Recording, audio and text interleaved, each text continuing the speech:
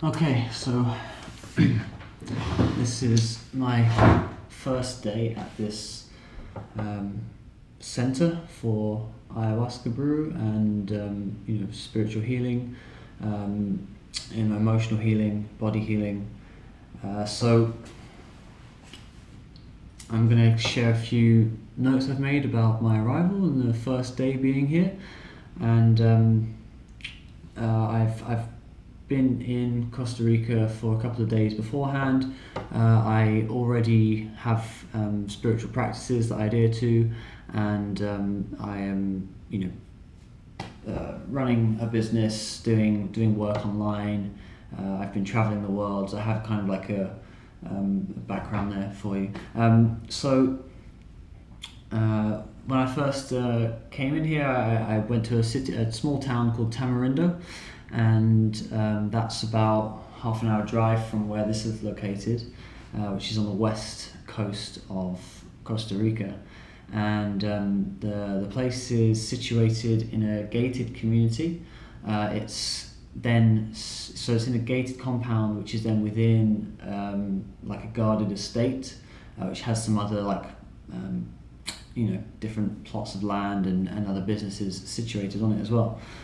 I rode in, I walked in most of the way, and then someone actually just pulled over to pick me up and give me a lift, and he ended up being one of the leaders of the ceremonies, which are going to be on Tuesday, I think, in a few days. So it's Saturday now. And upon arrival, everyone's been super friendly. There's some really cool people around, and you get to meet people who have been here for the week before, and they've been eating all the good food, going on their experiences, and so they're full of life. Most of them, for that part. The first person I spoke to had not had a good experience, or they said that it had just been a very confusing time for them. And they said straight off the bat that if you talk to anyone else, they'll say it's an amazing time and it was beautiful, and she was like doing all this, oh yeah, it was great, amazing, like mimicking them, and but she herself seemed quite kind of freaked out or stressed.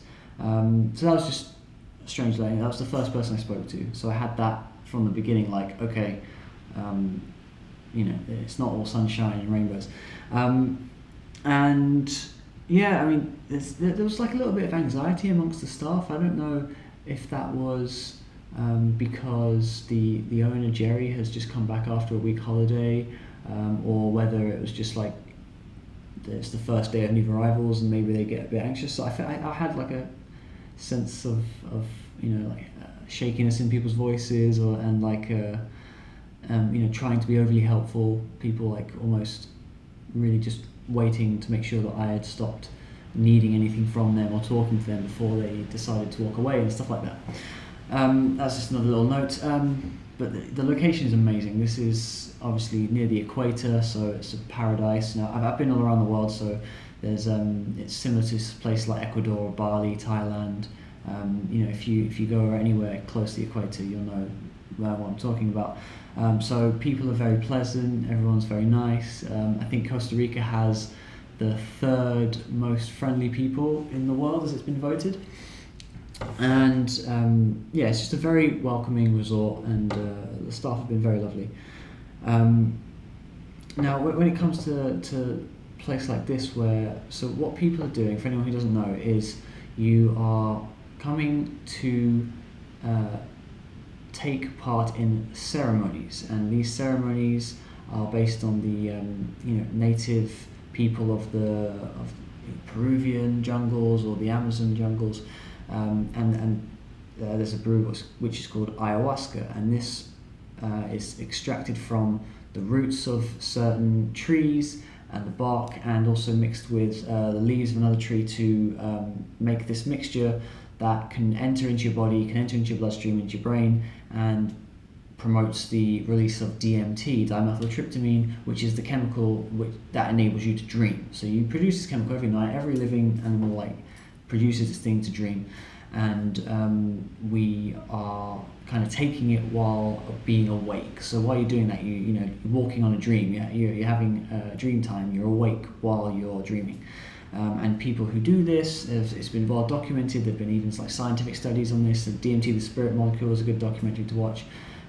So people, consistently agree and report that you visit other planets, you visit other dimensions, all this kind of stuff, which can seem quite crazy to people. I understand that, but ultimately, the best way to explain it would be you dive into your subconscious deeper and deeper and deeper, and as you go, you clear out any resistance. So you have any first layers will be like if you have any repetitive thoughts, if you have any stuff that's rattling around in your mind, and then below that will be more of like emotional turmoil, any sort of like superficial emotional problems or reactions you have to things that can occur. If you see a certain type of person or someone talks to you in a certain way, you get triggered in an emotional reaction a very specific way. So that'll be like common for each person, or different for each person, but it'll be like a common recurring thing.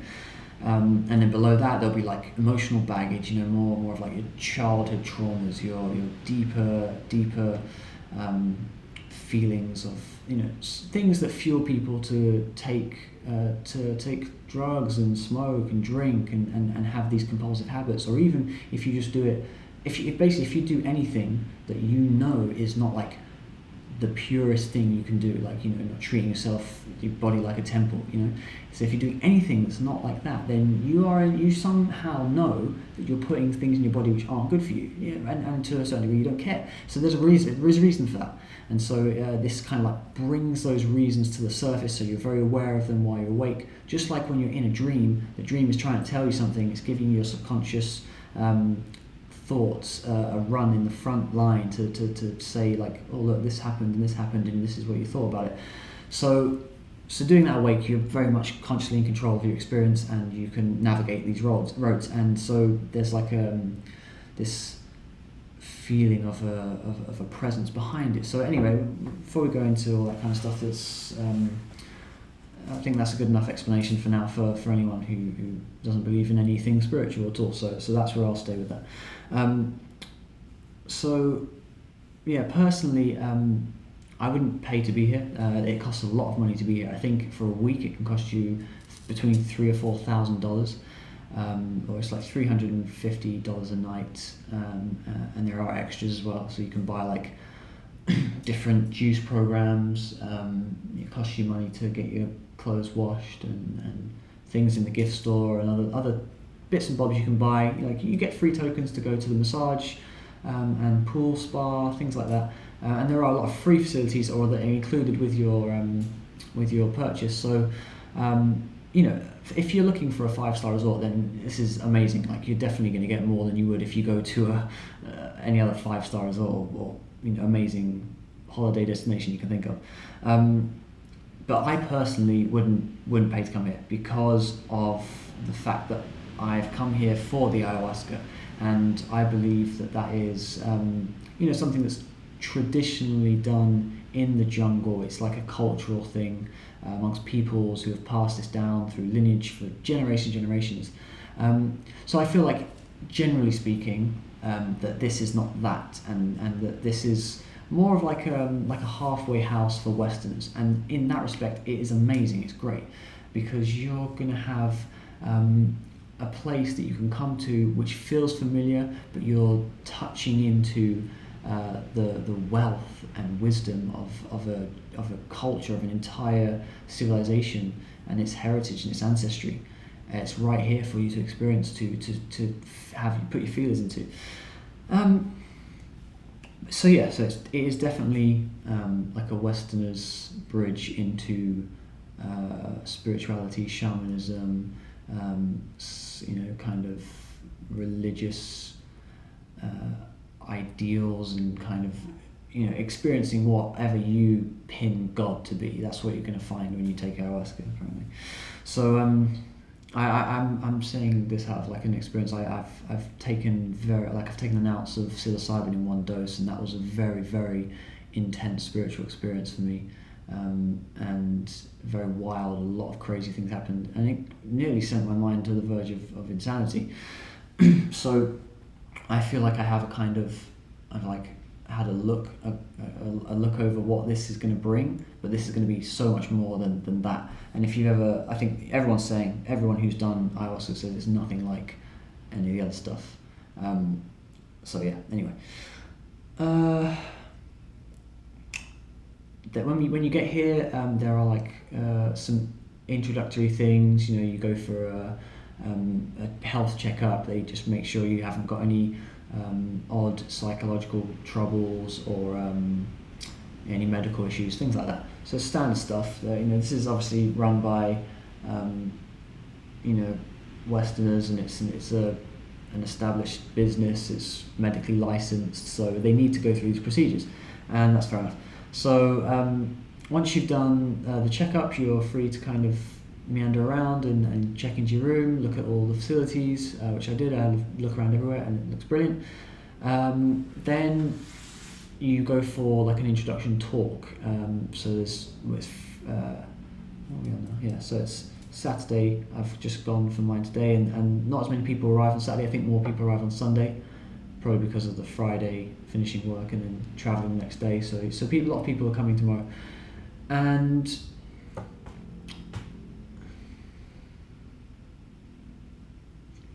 so yeah, the introductory speech is whoever's on hand. I think I'm going to go to one tomorrow because Jerry's going to be running that. He's the leader or the founder and CEO of this, and they run through the schedule. There's certain classes they say you should really attend, otherwise it reduces your chance of kind of meeting your intentions in the ceremonies of ayahuasca. So that's a good thing to do. It's good to get your orientation down. And then on the first day, there's nothing much else to do apart from hang out, meet some people, and then do the breath work. The breath work is the main highlight of the first day. It was really fantastic for me. I've been doing a lot of breath work and meditation, yoga, things like that over the years, and this is something I've been reminded of now by going to this, and so the idea is that you are breathing with your mouth open more rapidly and more just like a sharper, quicker intake of air than you would do normally with your mouth open, so you kind of just draw it as opposed to your, so you're kind of speeding up a little bit but not too much, and you're focusing down, put your energy or your mind, put your awareness to your chest and your heart space and sink it into your belly. When you're breathing, you want to make sure the belly's being pushed out. So you do this, those two things, do them together, and after a minute, you can do this like even now, you can just sit there and do this.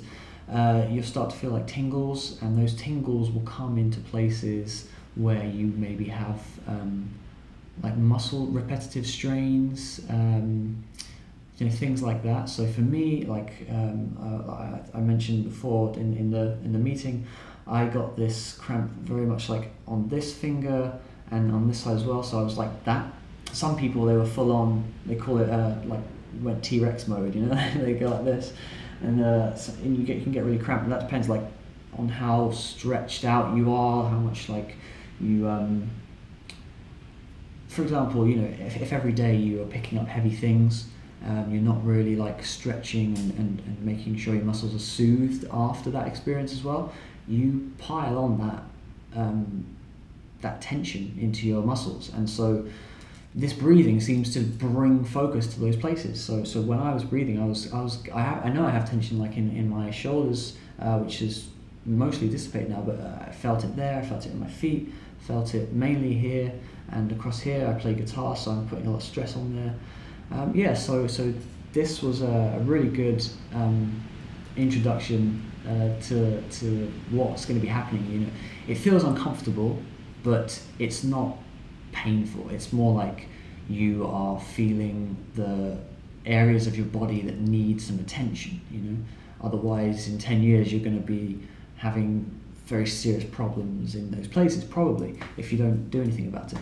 And the assistants are great. The assistants are coming around, and they pick up on little things if you're not breathing, or you've closed your mouth a bit, or they'll put their hands on certain places if it looks like maybe you have twitching there and things like that.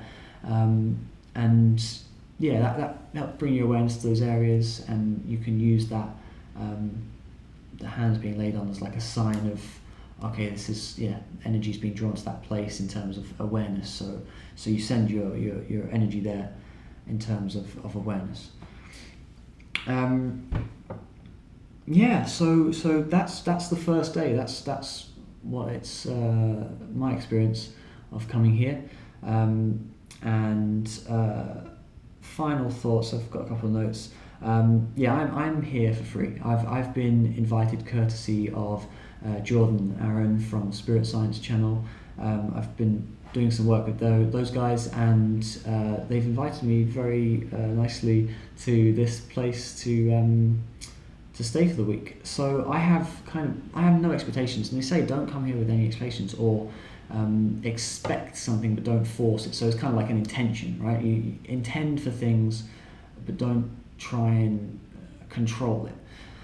And it's much easier, I feel, to do that because I'm not paying for it. So I can see that if you've paid $3,000, $4,000, you're really going to want to see some result. You want your return on investment, which you're going to get anyway. Like, I think regardless of what happens, if you're taking a psychedelic substance in these settings, then you're going to get your money's worth. You're going to get your reward from it. And then again, like, that's I'm talking to people who are, like in the rich or like wealthy crowd. So you have these opportunities presented, which are bridging the gap between like a very cultural and traditional thing, which may not be accessible. It's not accessible to a lot of people, and this place makes it possible in a safe and secure environment that's familiar to a Western affluent person, and that is a bit of a double-edged sword, actually, I think, because you have this medicine which has been passed down for generations and is taken in so much, it has so much cultural weight behind it, and you've taken it out of the jungle and put it in what's essentially like a 5-star resort, a hotel, a Western's paradise. So I almost feel like it's taking away from that culture for people who are going to experience this. It's like I feel like there should be at least maybe one night in the jungle or something where you go out with, and they send like an authentic tribe here, people who produce the brew themselves, and do this stuff in the jungle. They come here once a week, so there is a night when they host the ceremonies, and everyone here is trained by them, and so on. So it's not like it's completely perverted and taken away from that originality. I'm just putting that out there, that this is, again, like a halfway house for Westerners. You are here as a Westerner who has maybe an interest in the psychedelic side of things, or the spirituality of shamanism, or some idea to that degree. But I definitely believe that if you can come here and you're brave enough to do this, you should be brave enough to go into the jungle and go there in where this was birthed, where this has been established and created for so long. That being said, I wanted to give a balanced view. I don't think it's all good, I don't think it's all bad, and this is just my first day, so it's going to evolve and change my perspective of everything. I'm sure the ceremonies are going to be hosted in a brilliant way, because I've already spoken to a lot of people here, and everyone is genuine. People have shared their stories of how they came into touch with the medicine, and so it makes sense that if you grow up in Costa Rica, Ecuador, or Central America, places like this along the equator line, then you're going to have much more of a deeper connection to the way things are done in that land, of course. So as a Westerner, you don't have that. So it's much more weird for us, like going to the jungle, because you think maybe in the back of your mind, snakes, spiders, all these things everywhere. But if you lived in that place and you know from spending time, from like being around these people, if you just do that for a bit, you know that there are signs you can look for. Like you know what a certain spider's nest looks like, or you know what a certain path could contain, like what certain path could contain snakes and stuff like that. So these people have grown up in these places. They know where to take you. They know that you're going to be in a place where there's no issues with that sort of stuff. But then that doesn't stop people worrying. But that's part of the point. You need to not worry. I feel like there would be a really great benefit from being in the jungle, because you would also have that realization that we're just animals living on the planet. We have all these buildings and all these social ideas, but ultimately, we come from the dirt. So be in the dirt and be able to live in the dirt and be happy with it, be content, or be able to survive and hold your own. I believe that anyway. So without rambling anymore, that's my first day, the arrival day. I'm going to try and just blog a bit every day and maybe compile this later. But if you watch this, thank you. I hope you got something out of it, and feel free to contact me if you ever want to ask anything, or if you want to get any more information about anything. Thanks. Take care.